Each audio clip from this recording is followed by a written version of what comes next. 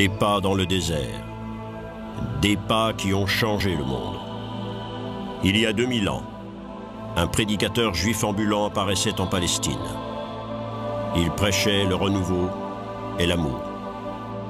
Il serait exécuté, mais son message survivrait.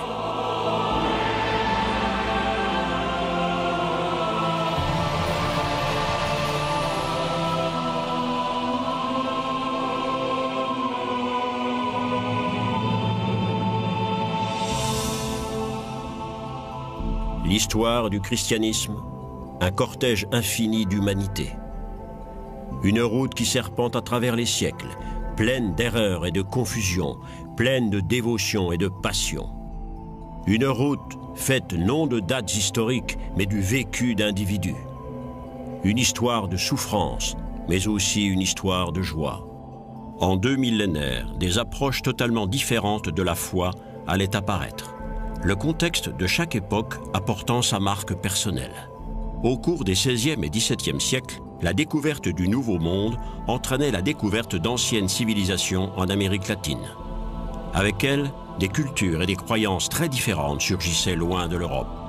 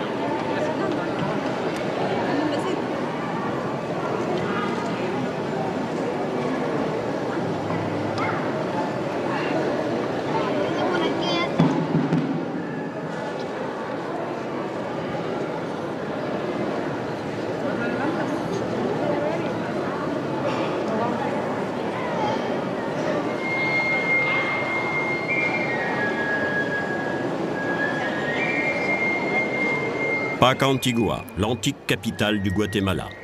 Approximativement 90% de la population est ici purement indienne. La présence du Christ est ici palpable. Il est, au sens profond du terme, dans la main des croyants.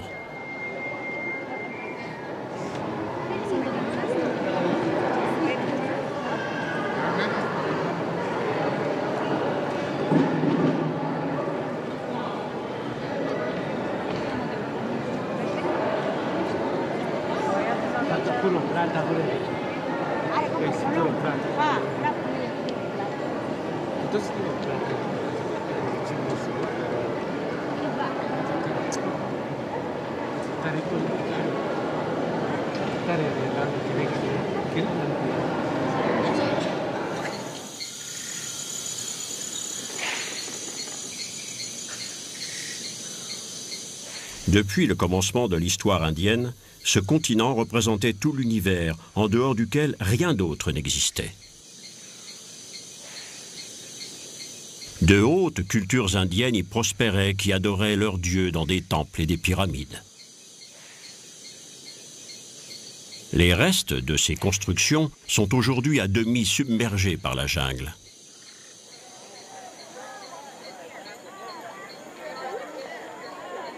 Cette gravure de la capitale des Aztèques nous donne une idée de ce à quoi elle pouvait ressembler. Il n'en reste malheureusement rien, tout ayant été rasé. Nous savons à quoi ressemblait le monde des dieux indiens grâce à un extraordinaire document, un codex maintenant préservé à la Bibliothèque nationale de Paris. C'est un des documents les plus précieux de l'héritage culturel international et pour des raisons de sécurité, il ne nous a été permis de filmer ni l'endroit où il est conservé, ni d'ailleurs la personne responsable de sa conservation.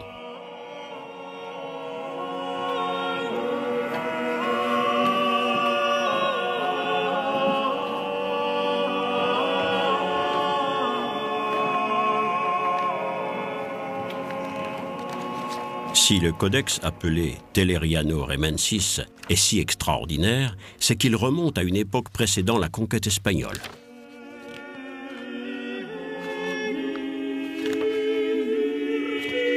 Voici comment les Aztèques imaginaient leur dieu.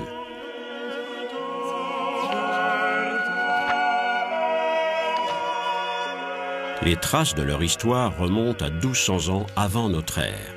À cette époque, les Aztèques étaient une insignifiante tribu de chasseurs plutôt primitifs qui vivaient comme des nomades.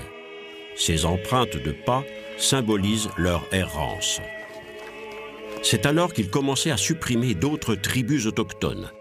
Ils livraient moult batailles, construisaient des temples, faisaient des sacrifices humains dans le but d'utiliser le sang pour inciter le soleil affaibli à reprendre vigueur.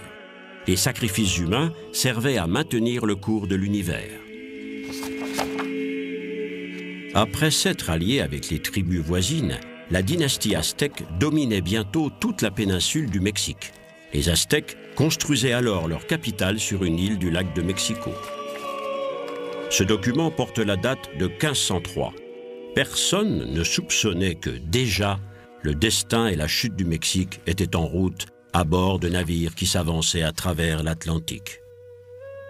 Et puis soudain, d'étranges créatures apparaissaient, comme venues d'une autre planète.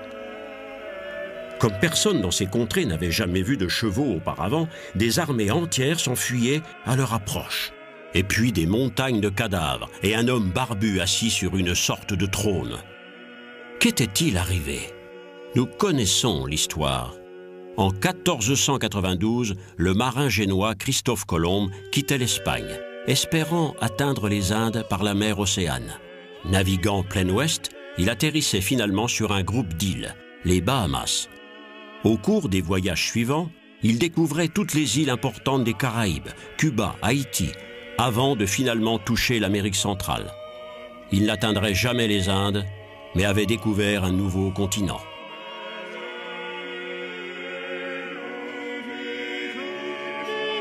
Avec les conquistadors arrivaient des prêtres. Comme l'indiquent les empreintes de pas, nous voyons ici l'arrivée du premier évêque espagnol au Mexique. Les conversions obligatoires commençaient sous la garde de cavaliers en armes qui maintenaient le pouvoir du côté de la foi. Ceux qui protestaient finissaient au gibet. Une scène de baptême telle que la voyaient les Aztèques. Mais les Indiens résistaient toujours à l'envahisseur espagnol. Au-dessous, un guerrier aztèque se défend contre un intrus espagnol au bord d'une rivière. En haut et à gauche, une illustration de la mort d'un des conquérants, Pedro de Alvarado. Il était si blond que les Aztèques l'avaient pris pour l'incarnation du dieu soleil, comme il est écrit dans l'explication. Un moine baptise un Indien qui se penche sur les fonds baptismaux. Autour de lui, la couleur bleue, le symbole de l'eau.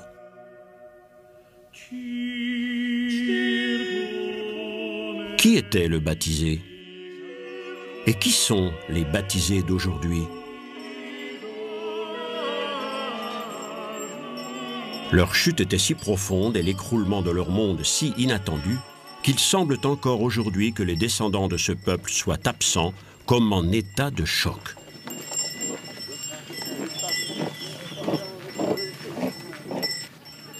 Que cachent leur embarrassant silence et leur visage inexpressif?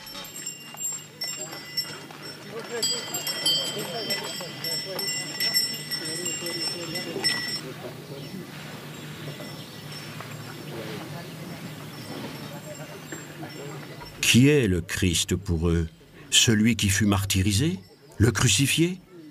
Que signifie pour eux le symbole de la croix?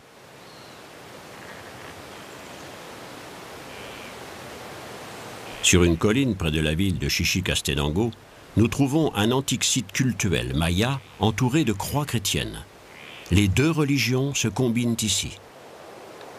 Sur une plateforme, une sorte d'autel, une statue en pierre d'un des dieux mayas. À ses côtés encore des croix chrétiennes.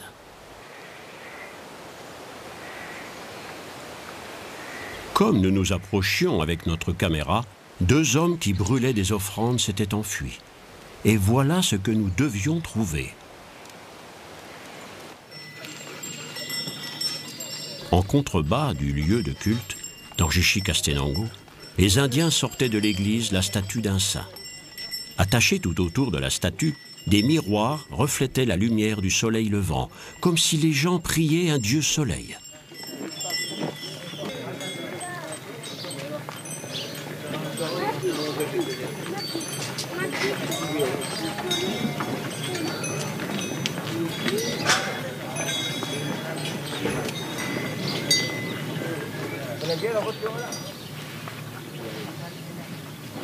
Adorait-il un ancien dieu ou le dieu des chrétiens? Nous ne le saurons sans doute jamais.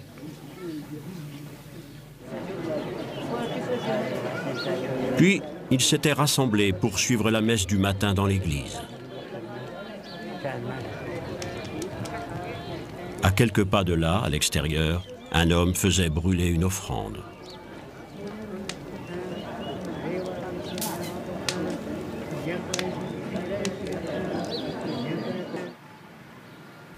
À 2 heures de route à peine de Chichicastenango, dans la lointaine région montagneuse du Guatemala, le village de Sant Andrés Ixapa semble abandonné de Dieu et des hommes. Et pourtant, le nom de ce village sonne comme une tragédie. Pendant la dictature militaire, les soldats ont perpétré ici le plus affreux des massacres sur la population civile. Quelques-unes des victimes sont enterrées dans le cimetière du village.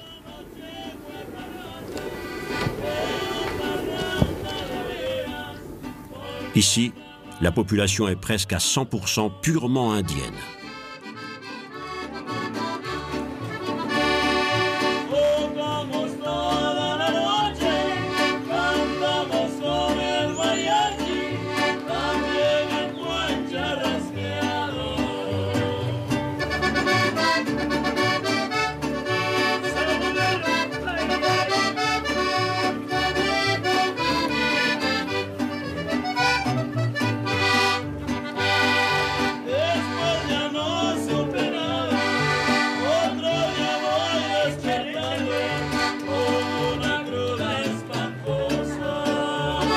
Le village est surtout connu pour abriter la chapelle de Saint-Simon, un lieu saint de pèlerinage. Toutes les tavernes et les échoppes du village possèdent d'ailleurs leur image de Saint-Simon. Ce qui surprend le plus ici, c'est la multitude d'hôtels où sont posés des objets de culte, de petites statues, de ce qui semble être un ranchero espagnol, et encore et toujours le nom de Saint-Simon ou Maximone.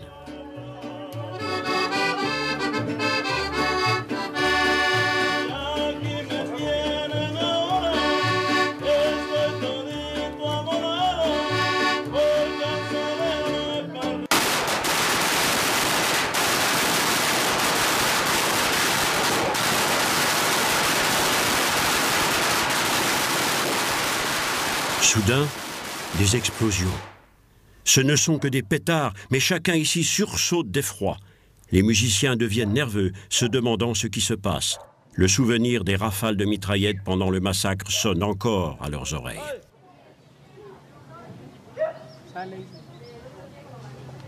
Les exactions des régimes militaires ont poussé de nombreux pays d'Amérique latine vers le développement de ce que l'on appelle l'Église de libération.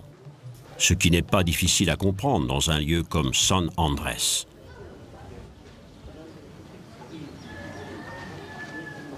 Nous sommes ici dans l'enceinte du sanctuaire de Saint-Simon. Mais il se passe ici des choses étranges, inattendues lorsqu'on parle d'un saint de l'Église catholique. Notre présence ne semble pas être bienvenue ici. Après un instant, l'un des pèlerins va s'en prendre à notre caméra et la renverser.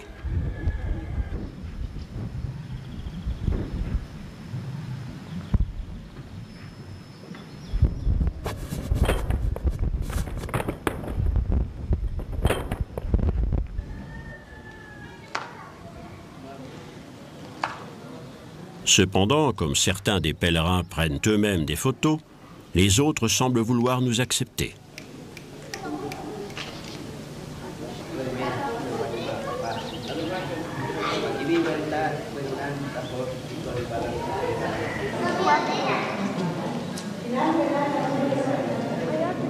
À l'intérieur de la chapelle Saint-Simon, des pèlerins venus de loin, certains même de la capitale, Guatemala.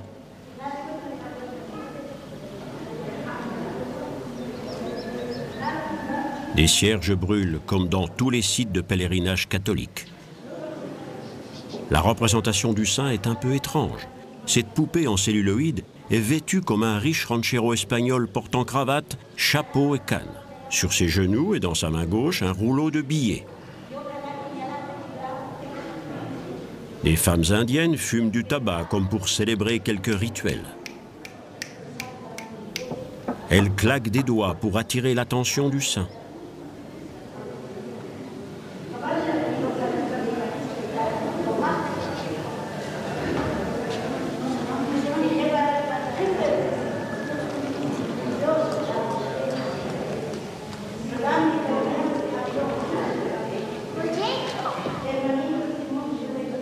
Tout autour de nous, des plaques votives sont apposées sur les murs pour remercier Saint-Simon des miracles accomplis.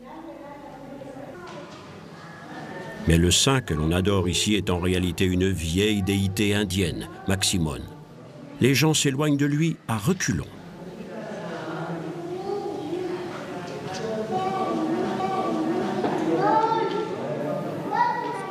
Et là, sur le côté, enfermé dans une armoire vitrée, le Saint-Simon chrétien, le charpentier.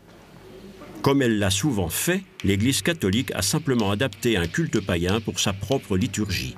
Le saint est ainsi témoin de quelques rituels d'apparence assez peu catholiques.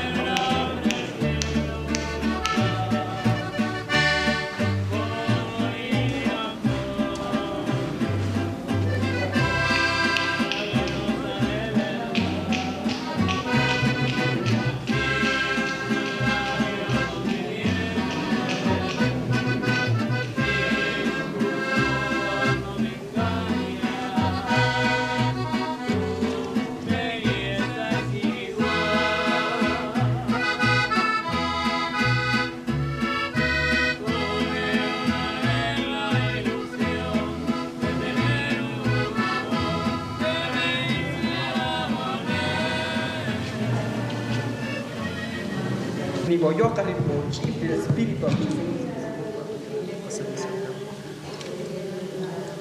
Niboyoka Rinpoche, el espíritu. Existe.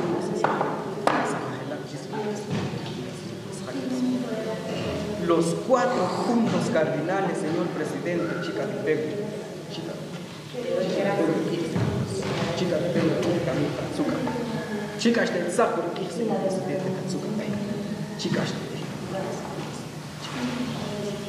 chicas del Percatú, pero Camita me acompañar. Aukira San Simón, Aukira San Simón, las dije que hay gatas, camanora, milagro, y Aukira las dije que se San Simón. Los 4 puntos cardinales que a mí estaba acompañando los 3 espirituales. Tallar el fuerza y tallar el valor. Tabanaca pues romper la cadena, la señor presidente. Tabanaca pues romper la cadena, la señor presidente. Tremenda como un chetre.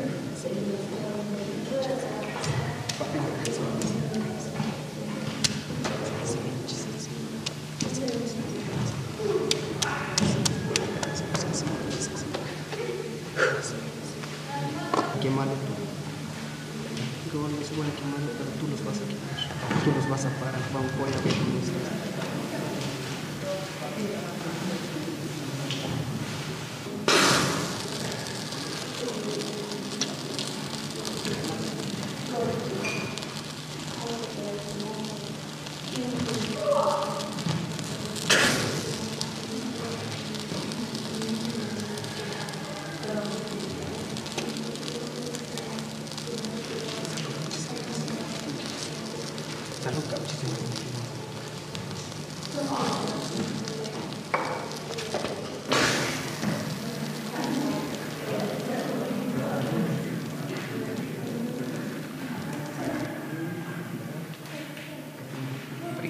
En guerra con el vecino, en guerra con el marido, me divorcé. À une dizaine de mètres à l'extérieur de la chapelle, un homme prêche l'évangile.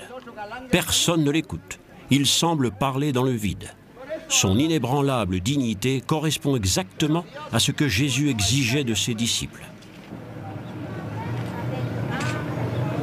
El apóstol Santiago también dice: ¿y de dónde vienen las guerras y los pleitos dentro de nosotros? Il parle de discorde parmi les peuples et de guerre. La guerra no viene de allá de España, no viene de Grecia, no viene de por ahí de alguna otra nación. La guerra es de la comprensión mala de nosotros.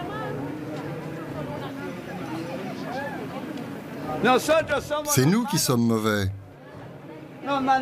Nous sommes durcis dans la colère. Por eso dice la Sagrada Escritura que no es bueno enojarse con la gente. ¿Por qué voy a estar yo en guerra si no me han hecho nada?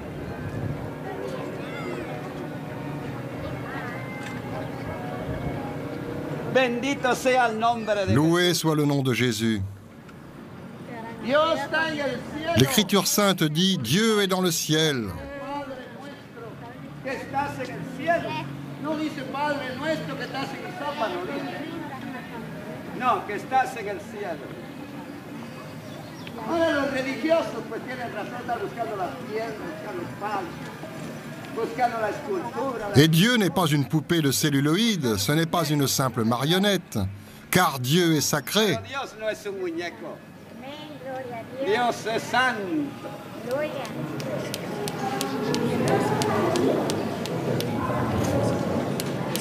Mais voici le dieu des pèlerins, un antique dieu maya. Et la femme, qui lui rend hommage, en l'enveloppant de fumée, est une catholique venue de la capitale. On apprendra incidemment qu'elle appartient à la magistrature du parquet.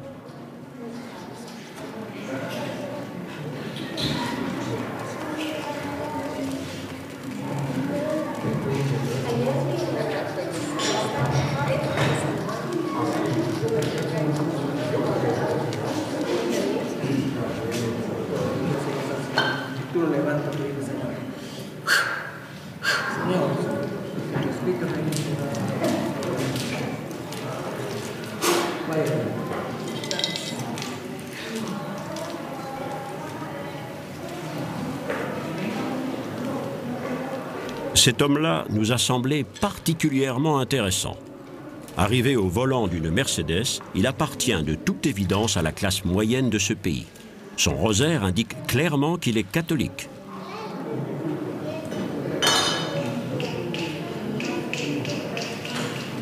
Mais ici, dans cette chapelle, il ne semble pas que le catholicisme ait simplement absorbé les rituels païens pour se les réapproprier comme ce fut le cas en d'autres temps pour Pâques, Noël ou le culte à la Vierge Marie. Il semble bien, au contraire, qu'il y ait eu une conversion à rebours, les Indiens s'appropriant les rites des envahisseurs espagnols.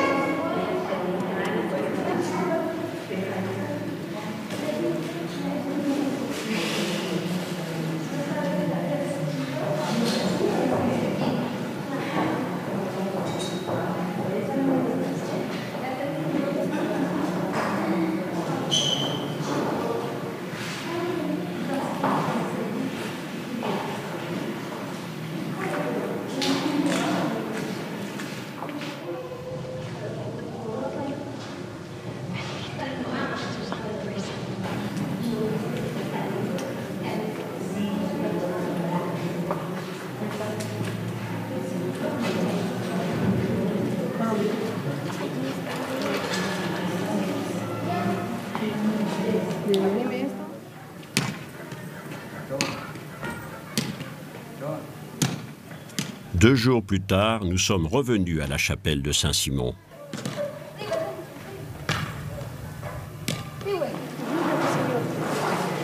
Un bus de pèlerins était arrivé.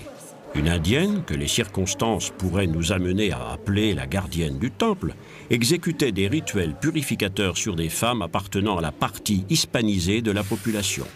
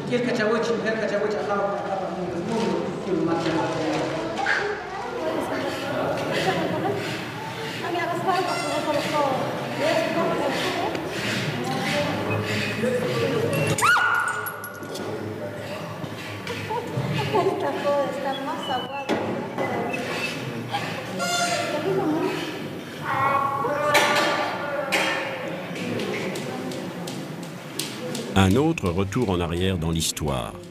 Dans la bibliothèque des Médicis à Florence se trouve une œuvre d'une valeur inestimable, appelée le Codex Florentino. Aux environs de 1550, de prévoyants moines espagnols rassemblaient les témoignages des derniers survivants de la culture aztèque en voie terminale de disparition. Ces textes sont, à notre connaissance, la source la plus importante d'une civilisation qui, à ce moment du temps, avait déjà été détruite. Le manuscrit illustré est relié en 3 volumes. Le récit lui-même a été écrit à droite, en nahuatl, la langue des Aztèques. Lui faisant face se trouve la traduction espagnole. Voici comment les Aztèques décrivaient les sacrifices humains qu'ils pratiquaient avant la conquête espagnole. La dernière section concerne l'histoire de la conquête du Mexique. Ici, jamais personne n'avait auparavant vu de navires à voile. Les vaisseaux avaient déversé sur le rivage de la côte mexicaine des hommes pâles et barbus, montés sur des chevaux. Cette apparition provoquait sur les Aztèques le même effet que des extraterrestres pourraient avoir sur chacun de nous. Le chef des conquistadors s'appelait Hernán Cortés, représenté ici à gauche. Croyant avoir affaire aux envoyés de Dieu, une délégation aztèque lui offrait le symbole du dieu soleil. En retour, Cortés allait répondre par un acte prémédité d'une affreuse brutalité. Il possédait une arme que les Aztèques n'avaient jamais vue auparavant. La détonation, les éclairs et les flammes des mousquets terrifiaient tellement les Aztèques qu'ils s'évanouissaient. Parmi ces armes inconnues, les plus lourdes étaient des canons. Des troupes de porteurs indiens allaient devoir les traîner à travers le pays. Le massacre de la population indienne commençait pratiquement dès le premier jour. Une bande armée de seulement 400 conquistadors espagnols allait anéantir en la hachant menu la totalité des armées aztèques. Les prêtres aztèques étaient précipités du haut de leurs pyramides, mais les Espagnols apportaient aussi la mort sous la forme de maladies inconnues. La variole allait décimer 1/3 de la population totale. C'est contre un ennemi affaibli que les Espagnols commençaient le siège de la capitale. Pendant des mois, les canons débarqués de leurs navires la bombardaient, réduisant les bâtiments à l'état de ruine. Les Aztèques dépeignent la bataille finale comme une résistance héroïque mais désespérée. Leur capitale tombait en août 1521.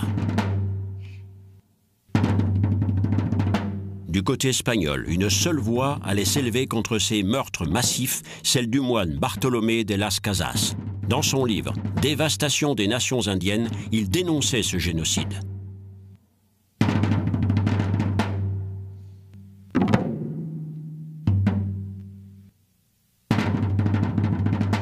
Lors du débarquement des Espagnols, environ 500 000 Indiens peuplaient les Bahamas.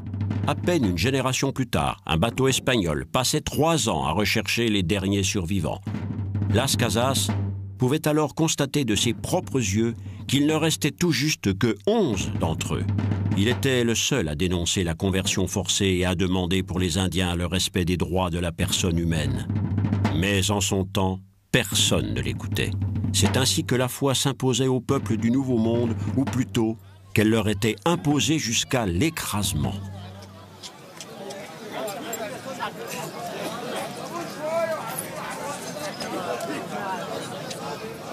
À peine 500 ans plus tard, Antigua se préparait à la grande procession pascale. Plusieurs jours étaient nécessaires pour disposer les tapis de fleurs sur lesquels marcheraient les porteurs de l'image du crucifié. Des dizaines de milliers de croyants envahissaient la ville.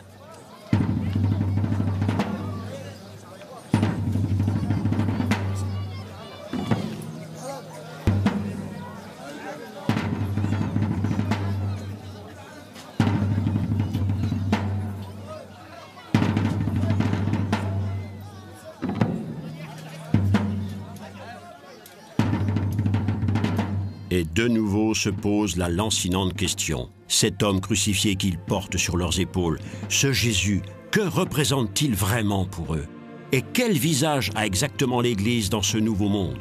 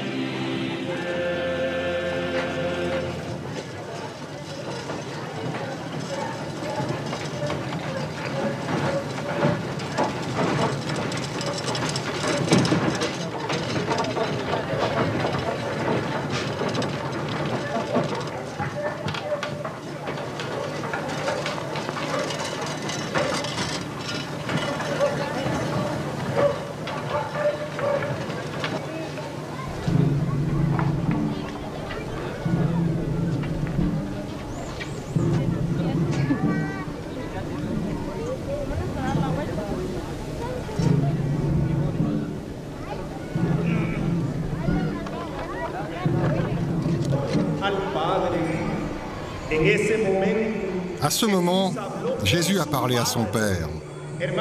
Mes frères et mes sœurs, écoutez attentivement ce qu'il a dit.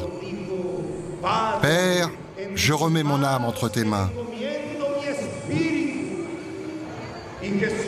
Et Jésus a dit les mots que saint Matthieu et saint Marc ont transcrits dans leurs évangiles comme étant les derniers mots du Sauveur. Mon Dieu, pourquoi m'as-tu abandonné?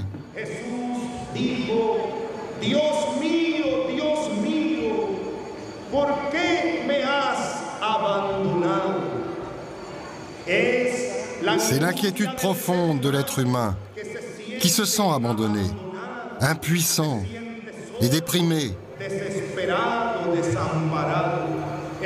Mes frères et mes sœurs, peut-être ne comprenons-nous pas encore la signification précise de ces mots.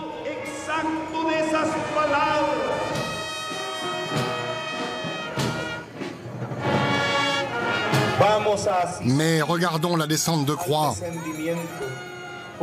Prenons place à côté de la Vierge Marie. Mes frères, comprenez-vous finalement la signification de ces images? Il y a toujours des gens pour prétendre que les catholiques sont des idolâtres parce qu'ils prient devant des images. Mais mes frères, c'est qu'ils n'ont pas compris la puissance visuelle du message. En ce moment, sans aucune parole, nous allons recevoir ce message.